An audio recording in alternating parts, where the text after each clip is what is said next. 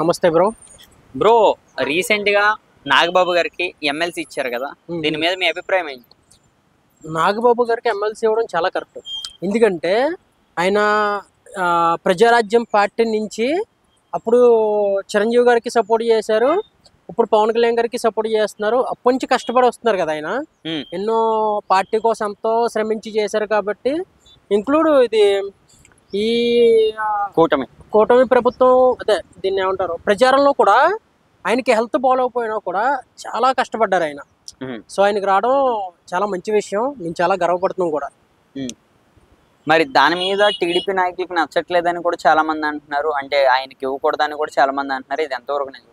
అంటే ఇప్పుడు ఉన్నది కూటమి ప్రభుత్వం కదా, ఈ కూటమి ప్రభుత్వం వల్ల చాలా ఎంతో మంది చాలా రకాలుగా చెడగొడదామని చూస్తున్నారు, అంటే విడగొడదామని చూస్తున్నారు వీళ్ళిద్దరిని. కానీ అది ఎప్పటికీ జరగదు. కానీ అది అంతా అలా వస్తూ ఉంటాయి అంతే తప్ప ఎవరో ఏదో మాట్లాడారని చెప్పేసి ఇంకా వీళ్ళు విడిపోరు కదా, అలా జరుగుతుంటాయి. ఎవరో ఒకరు అలా మాట్లాడుతూ ఉంటారు అంతే. కూటమి ప్రభుత్వం రానున్న ఎన్నికల్లో చీలిపోద్దని చాలా మంది అంటున్నారు, దీని గురించి ఏమంటారు? అవును, అది ఎందుకంటే ఇప్పుడు వాళ్ళిద్దరూ ఒక మాట మీద ఉన్నారు. పవన్ కళ్యాణ్ గారు, చంద్రబాబు నాయుడు గారు ఒక ఒప్పందానికి వచ్చారు. ఒప్పందం ఇద్దరి మధ్యలో ఉంది. ఇప్పుడు పవన్ కళ్యాణ్ గారు ఏమన్నారు, రీసెంట్గా 10 సంవత్సరాల దాకా నేను చంద్రబాబు నాయుడు గారు సీఎంగా చూడాలని చెప్పేసి అనుకున్నా అన్నారు. అంటే వాళ్ళిద్దరికి ఒక ఒప్పందం ఉంది, ఇద్దరికి ఒక ఒప్పందం వల్ల కలిశారు. అది ఎప్పుడు ఎప్పటికీ విడిపోదు కూడా అది. ఓకే, ఇప్పుడు చూస్తే అరెస్టులు, నారా లోకేష్ గారు రెడ్ బుక్ మీద మీ అభిప్రాయం ఏంటి? నారా లోకేష్ గారు రెడ్ బుక్ అంటే మరి వైసీపీ హయాంలో ఉన్నప్పుడు ఎంతోమంది మరి టీడీపీ వాళ్ళ మీద, జనసేన కార్యకర్తల మీద, వీళ్ళందరి మీద మరి అక్రమ అరెస్టులు చేశారు కదా. మరి ఇప్పుడు అందుకే నారా లోకేష్ గారు ఆయన కూడా అక్రమంగా ఏం చేయట్లేదు, జరిగింది ఆ రెడ్ బుక్లో రాసుకుని నిజంగా అప్పుడు ఏవైతే దందాలు ఇవన్నీ చేశారో వైసీపీ పార్టీ వాళ్ళు అక్రమాలు ఏవైతే చేశారో అవన్నీ రెడ్ బుక్లో రాసి అవన్నీ ఇప్పుడు వాళ్ళకి తగిన శిక్ష పడేలా చేస్తున్నారు ఇప్పుడు. కానీ ఇది కేవలం కక్షపూరితంగానే చేస్తున్నారు, తప్పులేం చేయలేదు మా వైసీపీ నాయకులు అంటున్నారు. కాదు, అది జరిగిందే కదా చేస్తున్నారు. కక్షపూరితంగా ఎందుకు చేస్తారు? అది జరిగింది నిజంగా, అది రియల్గా అది అయిందే కాబట్టి చేస్తున్నారు. దందాలు ఇవన్నీ జరిగాయి కదా వైసీపీ హయాంలో, ఎన్ని జరిగాయి, ఎన్ని ఘోరాలు జరిగాయి. ఆ ఘోరాలన్నిటికీ కదా ఇప్పుడు రివెంజ్ తీస్తున్నారు. ఇప్పుడు వాళ్ళకి తగిన శిక్ష పడాలని ట్రై చేస్తున్నారు. ఇప్పుడు రీసెంట్గా మనం చూస్తే పవన్ కళ్యాణ్ గారి మీద జగన్మోహన్ రెడ్డి గారు వ్యాఖ్యలు చేశారు కదా, ఈయన కార్పొరేటర్కి ఎక్కువ ఎమ్మెల్యేకి తక్కువ అని. దీని మీద నీ ఒపీనియన్ ఏం చెప్పు? మరి ఆయన 10కి ఎక్కువ 12కి తక్కువ కదా. మరి ఒకటి చెప్పుకుందాం, ఒక స్థానం గెలిచిన స్థానం నుంచి 21 స్థానాల్లో పోటీ చేసి 21 స్థానం సీట్లు సంపాదించుకున్న వ్యక్తి గొప్పోడా, 175 సీట్లలో పోటీ చేసి 11కి వచ్చిన వ్యక్తి గొప్పోడా? ఎవరు గొప్పలు చెప్పండి, మీరే చెప్పండి. అయితే ఇప్పుడు పవన్ కళ్యాణ్ గారు గొప్ప అనుకుంటా? మరి పవన్ కళ్యాణ్ గారు గొప్ప కదా. ఇప్పుడు ఈ పోటీ చేసిన అన్ని స్థానాల్లో ఆయన గెలిచారు కదా. ఇప్పుడు మరి ఆయనే కదా.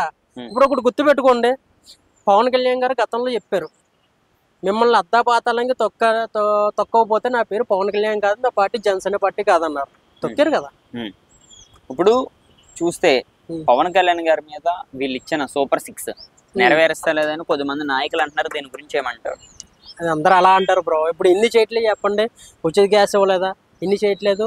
ఇప్పుడు ఒకటి 5 రూపాయలకి ఏమొస్తుంది చెప్పండి. ఇప్పుడు మీరు 5 రూపాయలకి ఏమన్నా వస్తుందా? ఒక టీ వస్తుంది ఇప్పుడు 5 రూపాయలకి, ఏదన్నా ఒక స్నాక్స్ వస్తున్నాయి 5 రూపాయలకి. అలాంటిది 5 రూపాయలకి అన్నా క్యాంటీన్ అని చెప్పేసి బ్రహ్మాండమైన భోజనం పెడుతున్నారు. మరి మార్నింగ్ టిఫిన్, మధ్యాహ్నం భోజనం, బ్రహ్మాండమైన భోజనం, మంచి ఫుడ్ ఎక్కడ దొరుకుతుందో? ఒక 5 రూపాయలకి ఎక్కడ దొరుకుతుందా? ఇది ఎలా వదిలేసండి. మన ఏపీలో చూసుకుంటే రోడ్లు చూసుకోండి, గత ప్రభుత్వం ఎలా ఉందంటే ఏపీ రావడానికి జనాలు భయపడిపోరు. ఎందుకు? ఏపీ వస్తే ఎక్కడ రోడ్డు యాక్సిడెంట్లు జరుగుతాయో అని జనాలకు భయంతో వచ్చేవారు కాదు. ఇప్పుడు చూడండి ఏపీలో రోడ్లు ఎంత బాగున్నాయి, ఎంత బాగా చేస్తున్నారు. ఇవన్నీ ప్రభుత్వం కూడా బాగా చేస్తుంది, కూటమి ప్రభుత్వం బాగుంది, బాగా చేస్తుంది. ఈ సూపర్ 6 పథకాలన్నీ కూడా అందుతున్నాయి.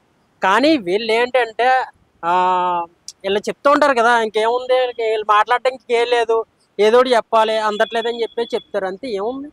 ఇప్పుడు కానీ అందరికీ అందుతున్నాయి అవన్నీ. ఇప్పుడు పవన్ కళ్యాణ్ గారి పిఠాపురంలో ఎలా ఉండబోతుంది? పవన్ కళ్యాణ్ గారి పరిపాలన మీద నీ అభిప్రాయం ఏంటి బ్రో? చాలా బాగుంది. పిఠాపురంలో ఆయన వచ్చిన తర్వాత పిఠాపురం అభివృద్ధి అయింది, చాలా అభివృద్ధి అయింది, ఇంకా అభివృద్ధి అవుతుంది కూడా. ఇంకా ఆయన ఒక రేంజ్కి తీసుకొస్తారు ఆయన పవన్ కళ్యాణ్ గారు, అది మాత్రం గ్యారంటీ. అది మాత్రం ఎలా ఉండిపోతుంది పవన్ కళ్యాణ్ గారి పరిపాలన ఈ 4.5 సంవత్సరాలు? ఇంకా బాగుంటుంది. ఎందుకంటే ఇప్పుడు వచ్చి సనాతన ధర్మాన్ని ఒక రేంజ్కి తీసుకొచ్చారు ఆయన. సనాతన ధర్మాన్ని ఇంకా అంటే ఇప్పుడు వచ్చిన ఇన్నాళ్ళే ఇంతలా బాగా చేంజ్ వచ్చిందంటే ఇంక ఈ 4.5 సంవత్సరాల్లో కూడా ఇంకొక రేంజ్ లో తీసుకొస్తారు ఆయన పవన్ కళ్యాణ్ గారు.